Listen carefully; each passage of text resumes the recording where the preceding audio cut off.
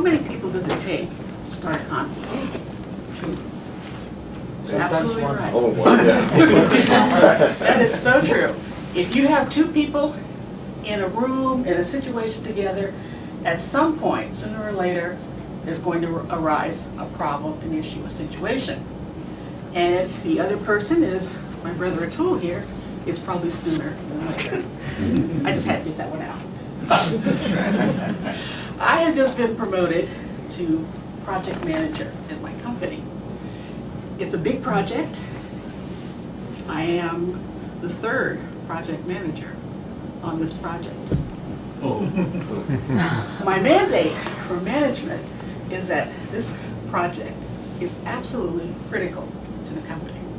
It is critical to their financial success, and it is critical to their reputation in the business community.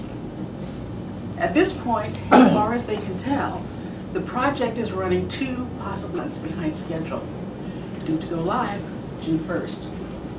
They don't know exactly how far they are behind schedule because they have not been able to get reliable data from the company for quite some time. So this is their gift to me, this project. Last week, I came into town to find someplace to live since I am new to the area. I attended the staff meeting. I've never seen anything quite like it. The current project manager, for 5 minutes, talked, bringing up point after point after point on his agenda. Absolute dead silence. Nothing, no response, nothing. There were at least, I think I lost count at about 18 people in the room. Finally, he comes to one point, and one person speaks, and then, as they say, the dam burst. From that point on, nobody stopped talking till the end of the meeting. There was shouting, screaming, there was cussing, swearing. It was unbelievable. I've never, in my 18 years of business, seen anything quite like it. I think, well, what have I gotten into? How can I get help? And I thought of you, my mentors and fellow Toastmasters. That's where I could go to get some help. Help! I have a conflict, needs to be resolved. Let me describe the organization of the project to you. The project has 2 teams. The teams are composed of scientists, engineers, various technicians, clerical staff, finance, and a few others. They run side by side, but they are meant to work together to achieve the goal, which is the completion of this particular project. The teams are headed by 2 scientists. Team A, the scientist, is a longtime employee, brilliant man, very well respected in the science community. He has been with the company for, I believe, something like 15 years. The group that reports to him are people who have worked with him for several years, and so on down the line. Team B, also led by another extremely brilliant scientist, a little bit younger, from outside of the company, having been recruited to come into the company, fresh eyes, that sort of thing. Brought a few key people with him, has been given free rein to recruit from all areas of the company all over the world. So he has a group that's fairly new to each other, new to the project, some of them new to the company.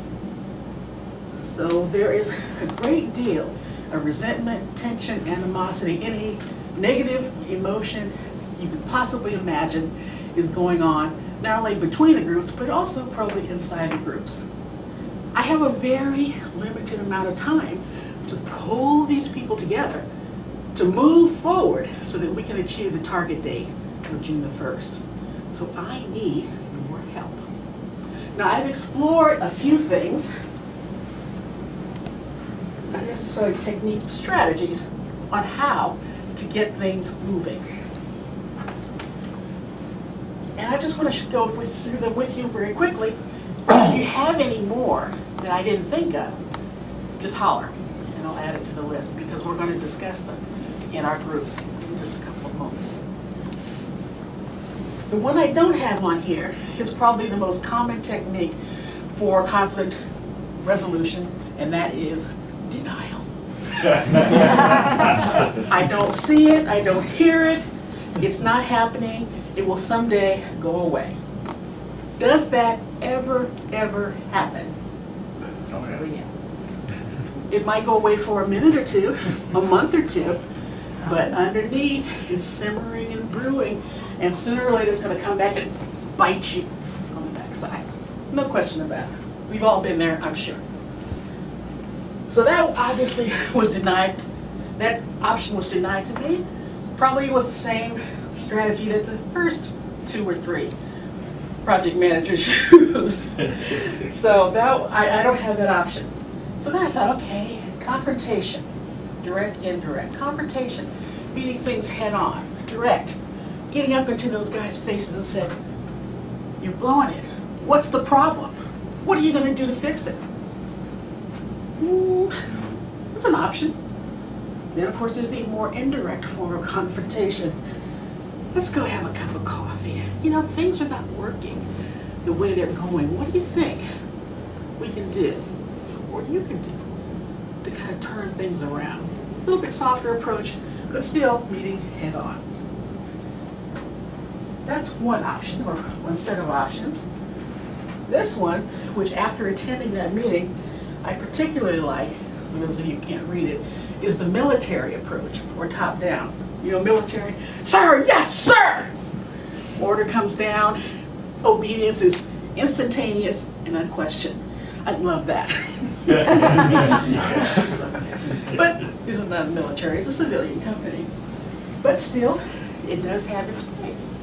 It has obviously a proven rate of success in the military. Perhaps there is some way it can be applied to this situation. The third is the committee method.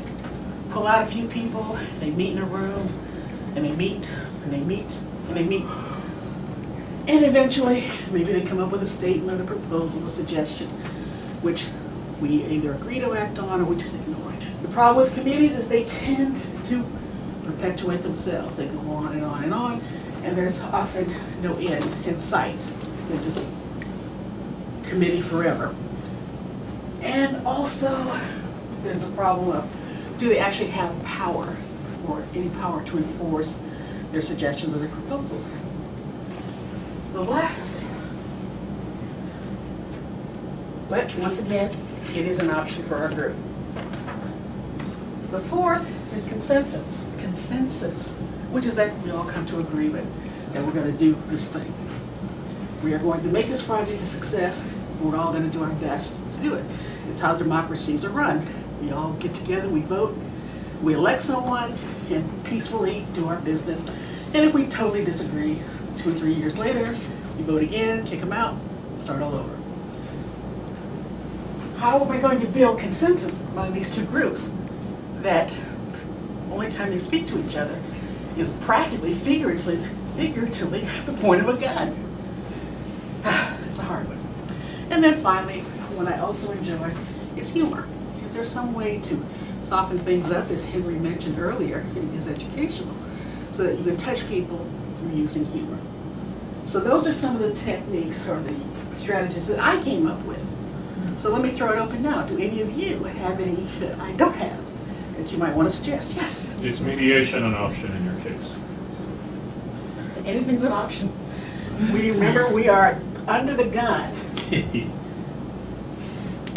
And by mediation, would you mean me as a mediator or someone maybe coming from the outside? Third party neutral. I do mediations for the county. Third party? So third party neutral who is not part of the project coming in with a structured process, listening to each side, and then facilitating a negotiation that ends in an agreement.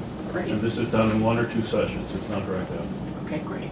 Excellent. The parties have to accept The mediation. the mediation. So there's a lot to that. It cannot be forced on them or it won't work. Good, thank you.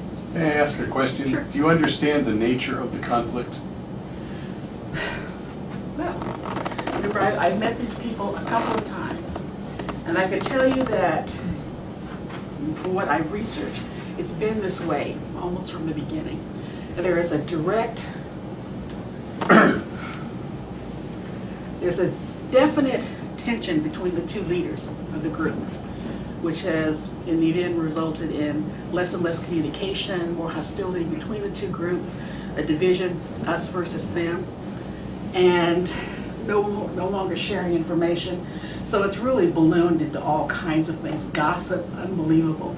We're actually having a problem with the brain drain now because of the stress involved, that many of the people that we need to complete the project are actually looking outside for other opportunities. I mean, did these two teams have clearly defined roles?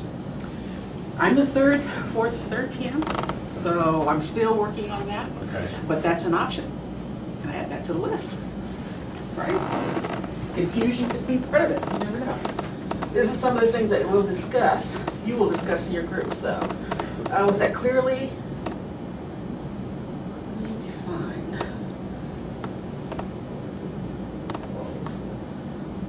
Anything else? Yes. How about a combination of some of the things you have here? And what I mean by that is you pick the two top guys from either camps and you come to a consensus, and then after that point, once they have an agreement, you go top down within their organization. Good. Hold that thought, because that's one of the things you're going to be discussing in your group. All right. So why don't we go with what we have? And I'm going to ask you to get into groups of, say, 4 people. I think it'll make us 4 groups.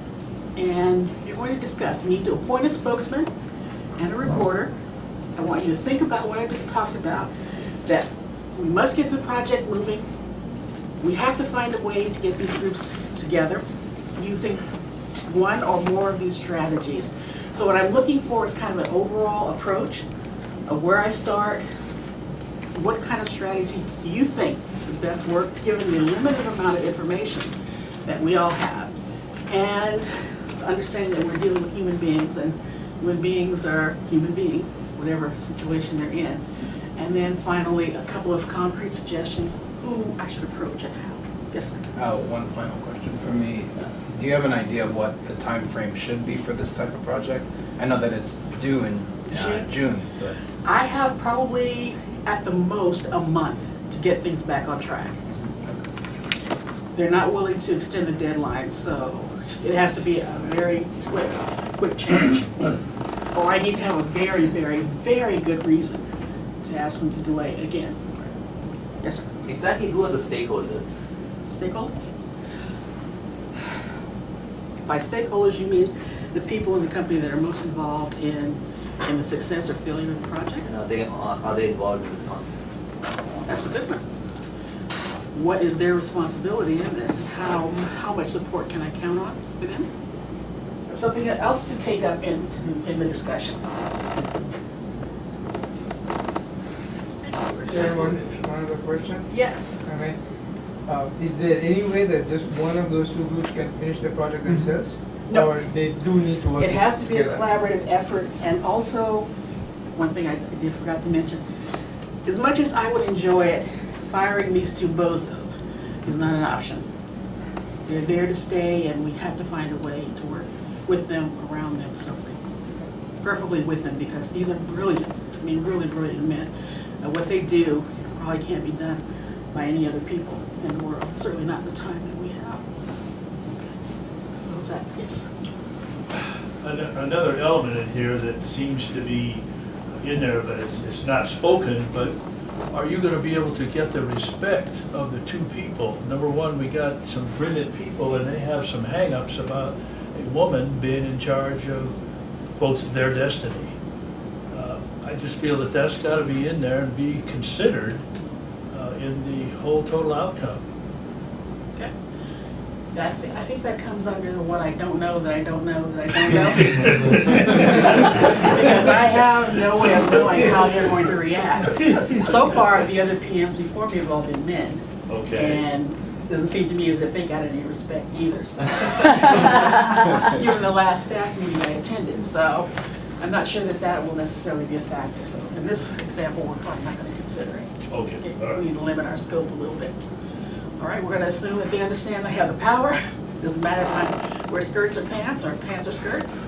And that at some point, we're going to have to draw all this free-for-all stuff to a close. So I'm going to ask you once again, get to groups, I think, of 4 people. You need a spokesperson and a recorder. every person in the group needs to give input. You need to make sure everyone in the group speaks. Okay, that's one of the requirements of the project. Then you want to summarize your results, and then the spokesperson will give the results back to the group. I'll put them on my little board, and you have 5 to 6 minutes to do it. Okay. All right, so you need to start talking quickly. All right. I don't think so. And to think, I was worried that I'd be met with silence going upstairs. I should have known better. This group would have plenty to say, so thank you so much for your participation and your enthusiasm. I just know I'm going to get some really, really good feedback so that we reach our goal, which is really to win-win. We want everyone to come out a winner as much as possible. So we're going to have our group reports. The group reports are 1 minute. And remember, we want something, general approach to the problem, and a couple of specific things that I can start working on. All right? And why don't we start with the group right here in front? Who's the spokesperson? I'm going to go by what And you're welcome to come up You here. want to borrow? I don't know if I can read this, but Well, we read enough to remember.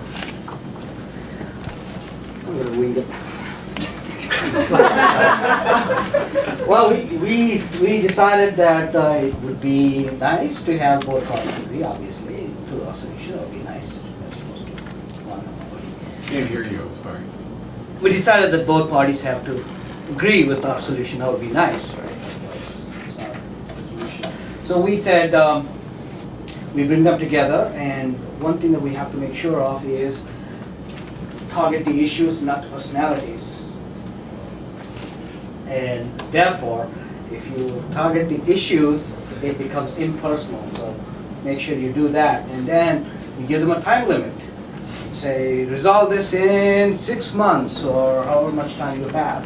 And after 3 months, come back and we'll see how you have resolved this. And give them some SMART goals. Specific, measurable, and all that.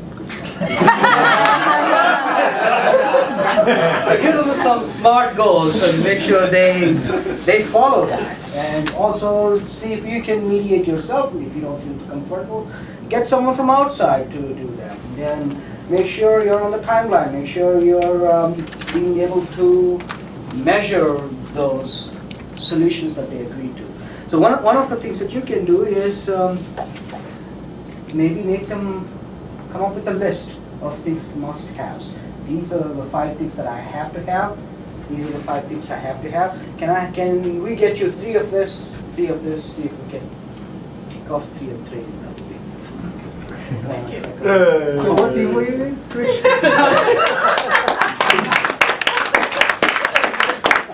said he was going to win. All right. So if I had to identify bringing them together, what kind of strategy is that? Sorry? If I had to identify. Well, Lorraine will tell you about that. Yeah. This group. Tell you. No, when I gave you consensus, bring them together. Negotiation. It was mediation mostly. So this is right? actually, Mediation, negotiation. so it's consensus, right?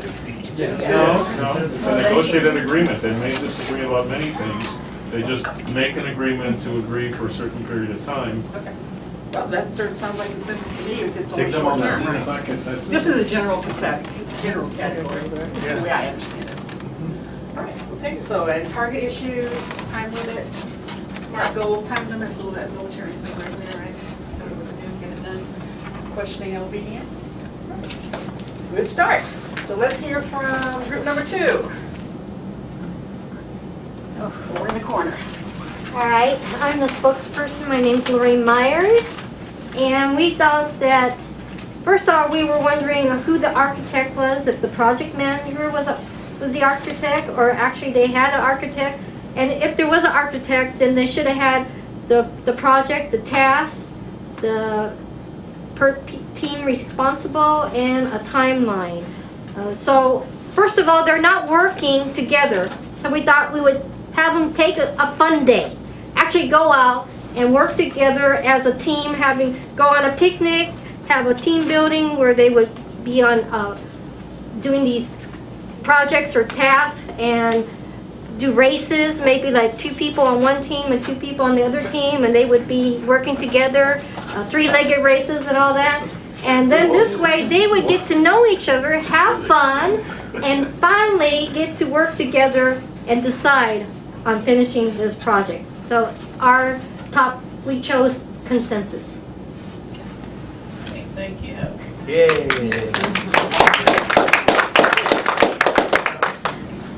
And certainly this is not unheard of in corporate America, right? Right. Not at all. All right, how about group 3 in this corner? And you're not the spokesman, are you?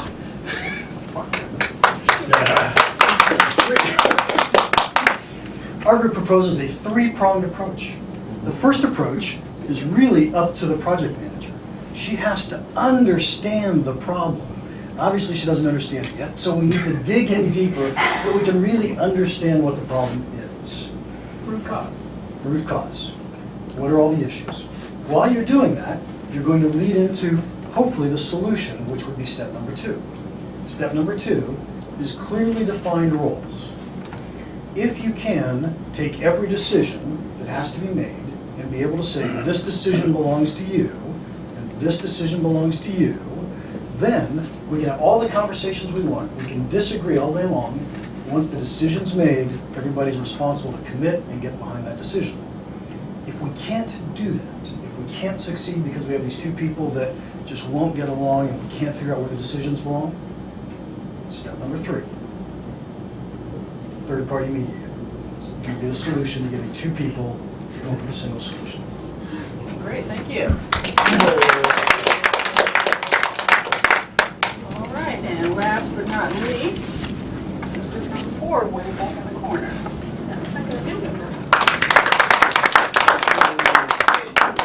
I cannot stop to say how smart group number 3 is. We also have a 3-step approach. Number 1 is that indirect method. Understand what the core conflict is. Maybe take the leaders out on an individual basis for lunch and understand what is the conflict about. What is it? What are their main goals? What are they trying to achieve? And then number 2, once that is accomplished, get them together. Get them together to understand what is it that they're trying to achieve. As 3 people sitting in a room, understand what their goals are and what they need to do. The third one is assigning individual tasks, keeping them accountable. What is it that I need to do on part of my team that is going to help accomplish what the task is?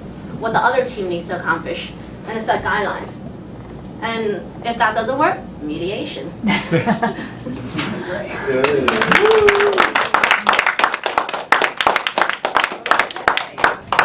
Wow, some great information. And it seems like there was something of a consensus of opinion on what I need to do. And like every problem solution, as Michael Jackson said, look at the man in the mirror, in this case the woman. Obviously, as a project manager, I have my work cut out. I got to find out what's going on. Right? One meeting does not a project make. So I have some digging to do. And it doesn't sound like it's going to be fun, but it does sound like it's going to be necessary, and it will pay off at the end. And then, once or at least in the process of figuring out what the issue is, and maybe there's something that can be done about it, maybe there's not. But at the end of the day, we all work for the same company. Our goal is the same. The company has set a goal for us. We need to achieve it. All right, so I can attempt to bring them together to see if they're willing to discuss what the issue is. If that doesn't work, then we're obviously going to move to a more forceful approach, I think, with the assignment of tasks, a clarification, something you're right, should have been done at the very beginning. Probably was done, but it's been lost with all the changes that have happened to the project. But to rediscover what those priorities are, who's responsible for what, and once again, hold them accountable. All right, that's good. So that was our SMART goals. Mediate. The fun day, I like that. Maybe we'll go mountain climbing, rock climbing, kayaking, something life-threatening, so they'll understand. Yes, there are more important things in life than their egos. And try to attempt to develop some sort of cohesiveness in the group, right? We're all in this together. And then finally, I think, this is a big one, I think I heard it from everyone, is if necessary, we need to bring out a completely neutral person, someone that has no axe to grind, has no stake in the project or in the company, and help us to overcome some of these issues. So, thank you so much. You've given me a lot to do. Yes? One thing that I might suggest is also the traffic light approach. You have a traffic light, red, green. Sometimes it's not everything that is in this array. The ones that are completed, you put a green marker. The ones that are outstanding, red. The ones that are lagging, yellow. And so that it's more visible. There's more visibility to the problem. And once people can see, sometimes you're just looking at the entire project as being 3 months behind, when it may be just 1 or 2 parts of the project that may be. Yeah, that's definitely, that's definitely something out. Because there's got to be, if they're only 2 or 3 months behind, there has to be some parts that actually look at some time. So you're right. Let's identify those and then we'll target specifically. Yeah. Well, thank you so much. I got a lot to think about, a lot to plan, and I will update you in a month and see how things turn out. So, Mr. Toastmaster, thank you all for your time.